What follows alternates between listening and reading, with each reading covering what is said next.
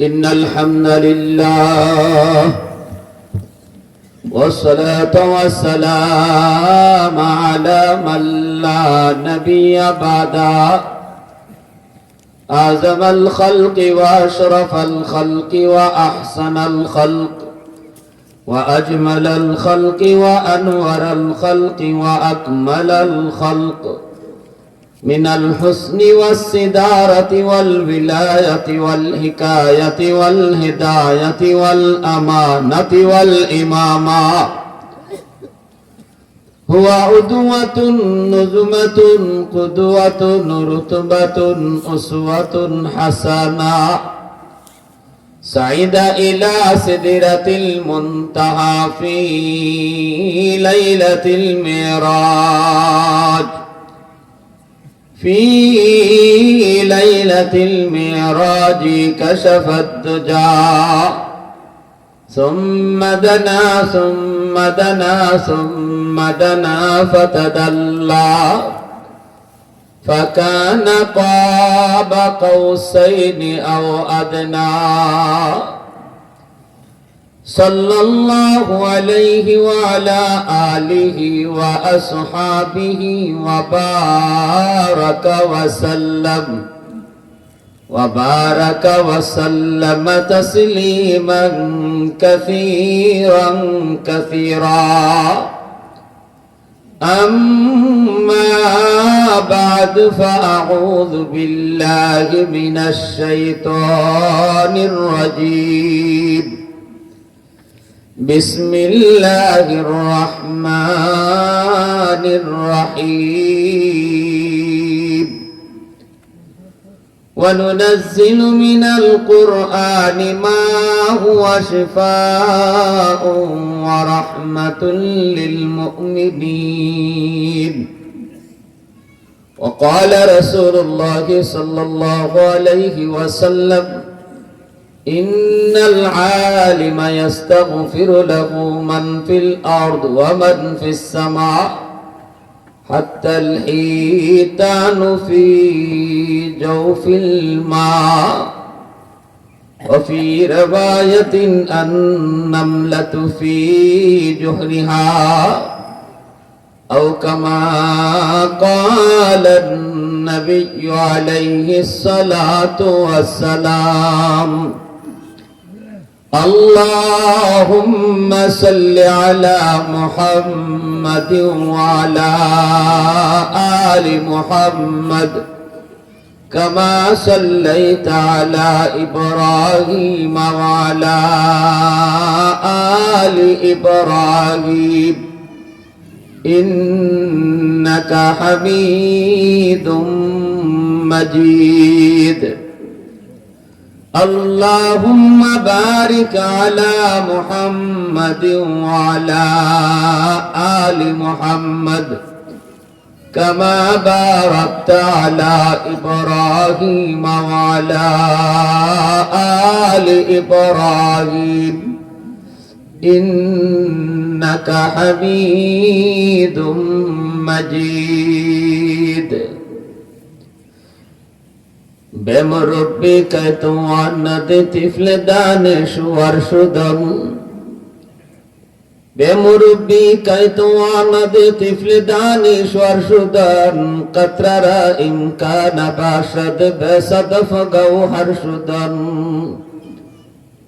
روزا حبایت کشیدن انتظار بشمار تاکہ در جوف صدف بارا شود در عدن ہفتہ حبایت کی تائک مشت پشت آج پشت میش شاہد راہ اللہ گردت یا شہید را کفن ماہ حبایت کی تائک نطفہ آج پشت رحم صفدر خیزت بمیدہ یا عروس انجمن سالو حبایت کی تائے کے سنگ یسلی زافتاب لال گرد درب دخشا یا عقیق اندر یمن دور حبایت کے تائے کے مرد صاحب دل شواد بايزيد اندر خراسا يا اويس اندر قرن لا إله إلا الله لا إله إلا الله সবাই لا إله إلا الله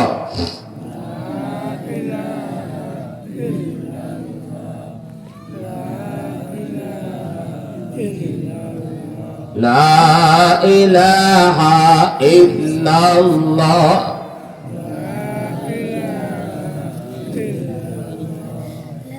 لا إله إلا الله محمد رسول الله জোরে সরে বলি সাল্লাল্লাহু আলাইহি ওয়াসাল্লাম। শাইখুল হাদিস আল্লামা শাইখ নজির আহমদ জিঙ্গাবাড়ি রহমতুল্লাহি আলাইহি স্মৃতি বিজড়িত জামিয়া মাদানিয়া লামা জিঙ্গাবাড়ি মুকিগঞ্জ বাজার কানাইঘাটের উদ্যোগে আয়োজিত আজকের বার্ষিক জলসার সম্মানিত ছাত্রী ইজলাস সভাপতি সাহেব, উপস্থিত জাতির বিবেক উলামায়ে কেরাম, অত্র এলাকার মুরব্বিয়ান এজাম, কলিজার টুকরা যুবক, পর্দার আড়ালে পর্দানিশীন সম্মানিত মা ও বোনেরা, আল্লাহ পাকের দরবারে হাজারো কোটি শুকর যে মালিক আমাকে আপনাকে এই মুহূর্তে দুনিয়ার সকল ব্যস্ততা থেকে মুক্ত করে শুধুমাত্র কেবলমাত্র আল্লাহ এবং আল্লাহর রাসূলের মহব্বত আর ভালোবাসা অন্তরে নিয়ে কোরআন হাদিসের মাহফিলে আসার বসার কিছু দিনই কথা শোনার তৌফিক দিয়েছেন। এজন্য সবাই শুকরিয়াতান আওয়াজ করে কালিমাতুশ শুকুর বলি আলহামদুলিল্লাহ। মুআজ্জাজ হাজিরিন, আল্লাহ পাক বলেন, আমি কোরআন নাজিল করেছি তোমাদের জন্য শিফা বানাইয়া এবং মুমিনদের জন্য রহমত বানাইয়া। আল্লাহ আমাদের জন্য কোরআনুল করিমকে রহমত বলছেন। কোরআনের প্রতিষ্ঠান মাদ্রাসা এলাকার জন্য রহমত। কোরআনের ধারক বাহক উলামায়ে কেরাম তারা সমাজের জন্য রহমত। যতদিন পর্যন্ত মাদ্রাসা থাকবে, কোরআনের শিক্ষা চালু থাকবে, উলামায়ে কেরাম হবে, ততদিন পর্যন্ত আল্লাহ জমিনে রহমত জারি রাখবেন। বলুন তো, আল্লাহর রহমত ছাড়া কি বাঁচার উপায় আছে? আমাদের একটা মুহূর্ত কি বাঁচার উপায় আছে? আল্লাহ বলেন, আমি আল্লাহর পক্ষ থেকে যত প্রকারের রহমত, নিয়ামত, বরকত তোমরা পাও, সব কিছুর উসিলা হলো জমিনে আমার কালামের শিক্ষা চালু আছে এবং কালামের দ্বারক বাহক উলামায়ে কেরামের হরকত আছে। আল্লাহু আকবার। যেদিন মাদ্রাসা বন্ধ হয়ে যাবে, উলামায়ে কেরামের হরকত চলবে না, এরকম ওয়াজ মাহফিল আর হবে না। উলামায়ে কেরাম না থাকলে ওয়াজ মাহফিল চলবে? উলামায়ে কেরাম থাকবে না তো জমিনে আল্লাহর আওয়াজ হবে না, কোরআনের আওয়াজ আর চলবে না। সেদিন আল্লাহ জমিন রাখবেন না। ওই দিন আল্লাহর পক্ষ থেকে সব ধরনের রহমত, নিয়ামত আর বরকত অফ হয়ে যাবে, কাটা। যে জমিনে কোরআনের শিক্ষা চলবে না, ওই জমিন আল্লাহ রাখবেন না। এমনকি কোরআন থাকতে, জমিনে কোরআন থাকতে কিয়ামতি হবে না। এই জন্য আল্লাহ পাক জিব্রাইলকে কিয়ামতের আগে দুনিয়াতে পাঠাবেন। জিব্রাইল আমিন আসবেন কোরআনের হরফগুলি উঠায় নেওয়ার জন্য। আল্লাহ বলবেন, জিব্রাইল যাও, জমিনের হায়াত শেষ, কিন্তু আমার কালাম ঘরে থাকবে। আর কিয়ামত কেমনে হয়? কোরআনের হরফগুলি উঠায় নাও। জিব্রাইল আমিন কোরআনের হরফগুলি উঠায় নেবেন। বাংলাদেশের মুসলমান কোরআন খুলবে, হরফ পাবে না। ভারতের মুসলমান কোরআন খুলবে, হরফ পাবে না। আরবের মুসলমান কোরআন খুলবে, হরফ নাই। তখনই বুঝতে হবে দুনিয়ার হায়াত নাই, শেষ। আমার ভাইয়েরা, বন্ধুরা, যুবক, এজন্য আল্লাহ পাক বলেন, কোরআন হলো তোমাদের জন্য রহমত। যতদিন পর্যন্ত জমিনে কোরআনের শিক্ষা চলবে, উলামায়ে কেরাম ঘরে ঘরে উলামায়ে কেরামের আলোচনা, মাদ্রাসা থেকে হাফেজ আলেম বের হওয়া, যতদিন পর্যন্ত জমিনে এটা জারি থাকবে, সূর্য পূর্ব দিগন্তে উঠবে, পশ্চিমে সূর্য ডুববে, গাছগাছালি থেকে ফল হবে, ফুল হবে, জমিন থেকে ফসল হবে, সুস্থতার নিয়ামত নিয়ে বেঁচে আছি, এমনি ভাবে আমি মেম্বারি করার সুযোগ পাবো, চেয়ারম্যানি করার সুযোগ পাবো, এমপি গিরি করার সুযোগ পাবো, দোকানদার দোকানদারি করার সুযোগ পাবে, জমিদার তার জমিদারি নিয়ে টিকে থাকবে যদি জমিনে মাদ্রাসা থাকে। আল্লাহু আকবার জোরে বলেন। কোরআনের শিক্ষা যতদিন জমিনে চালু থাকবে, আল্লাহ পাকের পক্ষ থেকে যত নিয়ামত, আল্লাহ পাকের পক্ষ থেকে যত রহমত, সবগুলি আল্লাহ যত ভাবে চালু রাখবেন রে গোলাম। আর যেদিন থেকে কোরআনের শিক্ষা থেকে মুখ ফিরিয়ে নিব, মানুষজন কোরআন থেকে কোরআনের শিক্ষা থেকে মুখ ফিরিয়ে নিবে, ওই দিন আল্লাহ পাক তার দেওয়া সকল নিয়ামত আর রহমত কাটাপ করে দিবে। সুবহানাল্লাহ। তাহলে আমরা কি বুঝলাম? এই জমিনে সূর্য উঠে সূর্য ডুবে কার উসিলায়?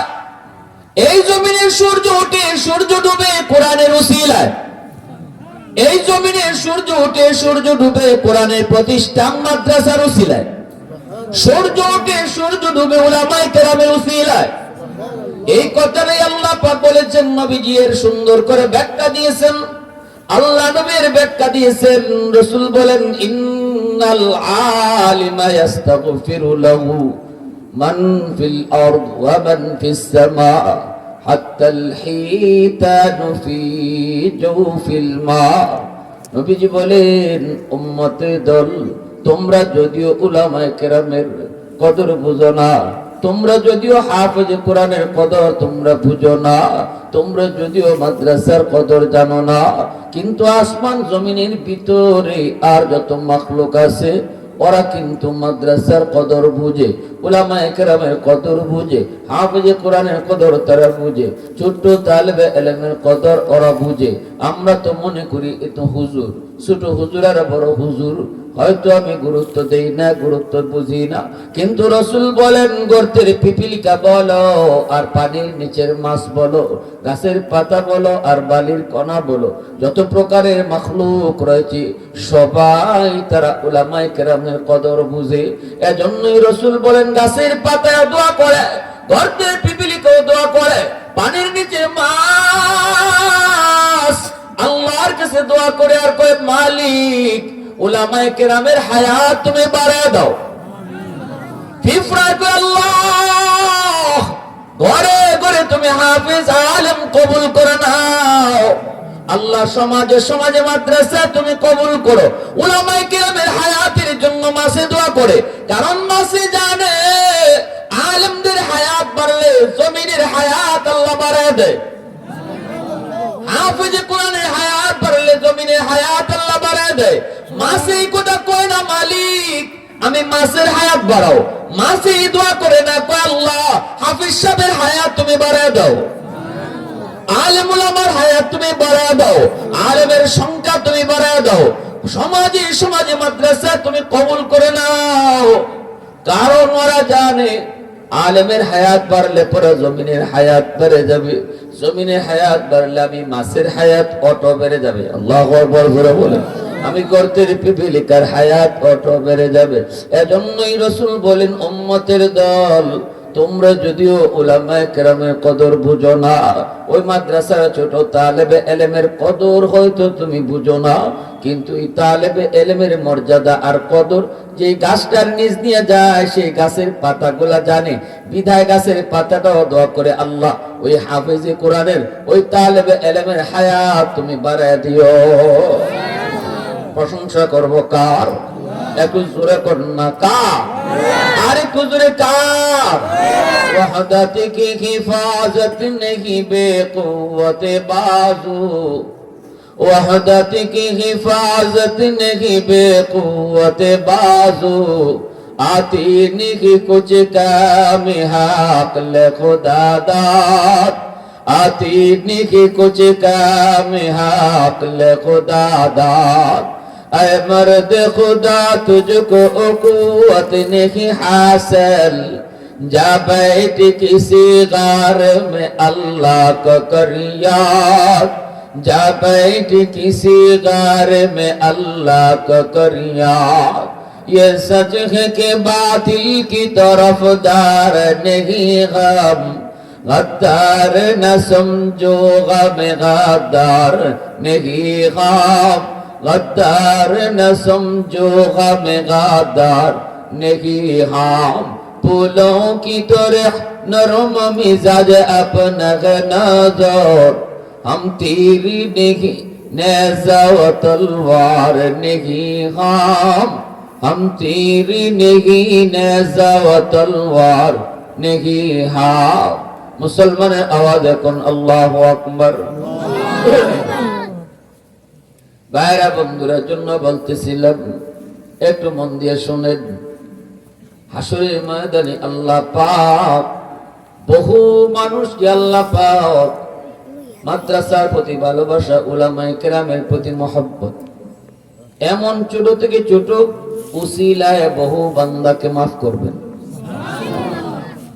হাসরের ময়দানে আল্লাহ পাকের কুদরতি কলিজায় 100 ভাগের ভিতরে 99 ভাগ দরদ আর মায়া থাকবে আল্লাহর কুদরতি কলিজায় আর আল্লাহ পাক ছোট ছোট উসিলায় তার বহু বান্দা বান্দিরে মাফ করবেন আল্লাহ সেদিন তার গুনাহগার অপরাধীর বান্দা বান্দির পক্ষে থাকবেন দুনিয়াতেও আমরা দেখি জজ সাহেব আসামির পক্ষে থাকে জজ সাহেব কিন্তু আসামির পক্ষে থাকে এজন্যই 100% তার অপরাধ সাক্ষী প্রমাণের ভিত্তিতে প্রমাণিত না হলে কোনো জজ রায় দেয় না কোনো জজ রায় দেয় না এমনকি কোনো জজ যদি তার বাসা থেকে কোর্টে যাওয়ার পথে একটা অপরাধ নিজের চোখে দেখে তবু জজ সাহেব কোর্টে বসে কথা বলে না সাক্ষীর প্রয়োজন নাই আমি নিজে দেখছি এমন কথা পৃথিবীর কোন জজ বলে না বরং বলে প্রমাণ করো সে অপরাধ করেছে সাক্ষী প্রমাণ পেশ করো দুনিয়ার নগণ্য জজ যদি আসামির পক্ষে থাকে রে যুবক হাসরের ময়দানে সকল জজের জজ সকল বিচারকের বিচারক আমার আপনার মালিক যেদিন বিচার আসনে বসবেন ওই দিন আল্লাহ পাকের নজর আল্লাহ পাক সেদিন তার অপরাধী বান্দা বান্দির পক্ষে থাকবা কেমনে কোন উসিলায় তার মাফ করা যায় ইমাম গাজ্জালি রাহমাতুল্লাহ আলাইহি দাকাইকুল আখবার নামক কিতাবের ভিতরে লিখেন আল্লাহ রাসূল বলেন কিয়ামতের ময়দানে একজন মানুষকে আল্লাহ পাক মাফ করতে চাইবেন কিন্তু আল্লাহ পাক কোনো উসিলা পাইতেছেন না আল্লাহ নিজেই তারে বলবেন বান্দা বল দুনিয়াতে তুই কোন আলেমের মজলিসে জীবনে বইছিলি নি এই উসিলা যদি পাই আমি আল্লাহ তোরে মাফ করে দিমু সুবহানাল্লাহ কয় না গো মালিক মনে পড়ে না আল্লাহ বলবেন বান্দা বল এমন কোন দস্তরখানায় বসে জীবনে খানা খাইছনি যেখানে আগে তোমার সাথে কোন আলেম খানা খাইতে বসছিল কয় না তাও মনে পড়ে না এবার আল্লাহ পাক বলবেন বান্দা বল এমন কোন ঘরে তুমি থাকছনি যেই ঘরে কোন আলেম থাকতো কয় না গো মালিক তাও মনে পড়ে না এবার আল্লাহ বলবেন বান্দা বল তোর কোন সন্তানের নাম আলেমের নামে নাম রাখছনি এই উসিলাও যদি পাই আমি আল্লাহ তোরে মাফ করে দিব সন্তানের নামটাও বাপ মার জন্য হাসরের ময়দানে নাজাতের উসিলা হবে আল্লাহু আকবার জোরে বলে সন্তানের নাম হাসরের ময়দানে মার জন্য বাবার জন্য নাজাতের উসিলা হবে আল্লাহ জিজ্ঞেস করে বান্দা বল তোর কোন সন্তানের নাম কোন আল্লাহওয়ালা আলেমের নামে নাম রাখছনি এতটুকু উসিলা পাইলো আমি আল্লাহ তোমাকে মাফ করব ভাইরা বন্ধুরা জন্য বলি ভাইরে খামখেলি সন্তানের নাম রাখবেন না অবহেলা করে সন্তানের নাম রাখবেন না সন্তানের নামটাও কিন্তু তোমার নাজাতের উসিলা ওই দিন ওই যুবক বলবে না গো মালিক তাও করি নাই আলেমের নামে সন্তানের নাম রাখি নেই, ভুল করেছি, পদে পদে ভুল করেছি। আল্লাহ তখন বলবে, বান্দা আমার নবীর নায়েবে রাসূল উলামায়ে কেরামের সাথে তোর সম্পর্ক তো কোনোভাবেই আমি প্রমাণিত পাচ্ছি না, তাহলে তোর কোন উসিলায় আমি আল্লাহ মাপ দিব? আচ্ছা বল তো দেখি, বল দুনিয়াতে তোর এমন কোন বন্ধু ছিল কিনা যেই বন্ধু আলেমদেরকে মহব্বত করত? এতক্ষণ পর্যন্ত আল্লাহ পাক ডাইরেক্ট তার সম্পর্ক আছে কিনা প্রমাণ করার চেষ্টা করেছে, কিন্তু ডাইরেক্ট সম্পর্ক যখন আল্লাহ পায় না, তখন আল্লাহ ইনডাইরেক্ট খুঁজতেছে। তখন আল্লাহ বায়া করে খুঁজতেছে, বান্দা বল বল এমন কোন বন্ধু তোর ছিল কিনা যে বন্ধু আলেমদেরকে মহব্বত করত? তখনই কইব, মালিক মনে পড়েছে, আমার একজন বন্ধু ছিল, এই বন্ধু আলেমদেরকে মহব্বত করত, মাদ্রাসায় আসা যাওয়া করত, ওই যে জিঙ্গাবাড়ি মাদ্রাসায় যাইত, ছাত্র উস্তাদদের খবর নিত, অসুবিধা থাকলে এটা আমাদের কাছেও পেশ করত, ইমাম সাহেবের সাথেও তার সম্পর্ক ছিল, মুয়াজ্জিন সাহেবের সাথে সম্পর্ক ছিল, এলাকার উলামায়ে কেরামের সাথে সে ভালো সম্পর্ক রাখত। বন্ধু আমার কাছে প্রায় আলেম ওলামার গল্প শোনাইতো, মাদ্রাসার হালত নিয়ে আমার কাছে শোনাইতো, আমিও মাঝে মাঝে তার কাছে সহযোগিতা করতাম। তখনই আল্লাহ পাক বলবে, বান্দা আয়। আল্লাহ পাকের কুদরতি চেহারায় তখন হাসি ফুটবে। সুবহানাল্লাহ, সুবহানাল্লাহ। আল্লাহ পাক তখন বলবে, বান্দা আয়। আমি আল্লাহর আদত হচ্ছে মাফ করে দেওয়া, কিন্তু আমার নিজাম হলো ওসিলা ছাড়া মাফ করি না। আদত হলো মাফ করে দেওয়া, কিন্তু নিজাম ওসিলা লাগবে, ওসিলা। আমার নবীর নায়েবে রাসূল উলামায়ে কেরামের সাথে তো ডাইরেক্ট সম্পর্ক পাই নাই, কিন্তু ইনডাইরেক্ট পেয়েছি, বন্ধুর মাধ্যমে পেয়েছি রে যুবক। পরিষ্কার আল্লাহ পাক বলবে, বান্দা ওই উসিলা ধরে আমি আল্লাহ আজ হাসরের ময়দানে তোমাকে মাফ করে দিলাম। এজন্য রে ভাই, উলামায়ে কেরামের সাথে সম্পর্ক হাসরের ময়দানে বহু মানুষের নাজাতের উসিলা। এজন্য রাসূল বলেছেন, কুন আলিমান আও মুতাআল্লিমান আও মুহিব্বান আও মুঈনান ফালা তাকুন খামিসা। এজন্যই রাসূল বলেছেন, হয় তুমি চার দলের ভিতরে থাকো, হয় তুমি আলেম হও, নয় তুমি তালেবে ইলম হও। আলেমদেরকে তুমি মহব্বত করো, উলামায়ে কেরামকে সাহায্য সহযোগিতা করো। রাসূল বলেন, এই চার